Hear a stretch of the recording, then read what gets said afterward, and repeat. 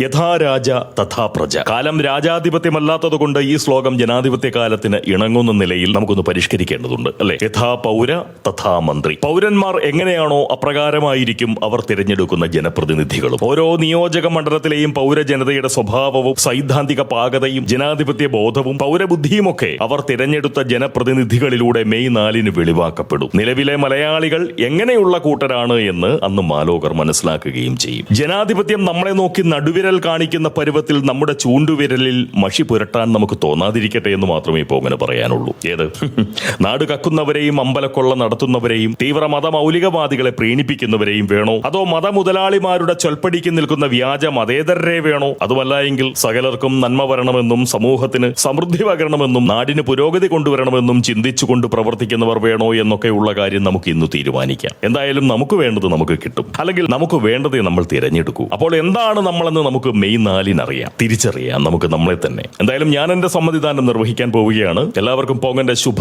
സമ്മതിദാന ദിനാശംസകൾ. നമുക്കെല്ലാം നല്ലത് വരട്ടെ, നമുക്കെല്ലാം നല്ലത് മാത്രം വരട്ടെ. എന്തായാലും ജനാധിപത്യത്തിന്റെ തലകുനിക്കേണ്ട നിലയിലുള്ള ഒരു വിധി സമ്മാനിക്കാൻ നമുക്ക് സാധിക്കാതിരിക്കട്ടെ എന്ന് പറയുന്ന ഒരു ആഗ്രഹം, പ്രാർത്ഥന പോലെ പങ്കിട്ടുകൊണ്ട് പോങ്ങൻ ഈ സംസാരം ഇവിടെ അവസാനിപ്പിക്കുകയാണ്. അതുപോലെ ശോഭാ സുരേന്ദ്രനെ തോൽപ്പിക്കാൻ തിരക്കഥ രചിച്ചവരെ ജയിപ്പിക്കാതിരിക്കാനുള്ള ധർമ്മബുദ്ധി പാലക്കാട്ടെ വോട്ടർമാർക്കും ഉണ്ടാവട്ടെ.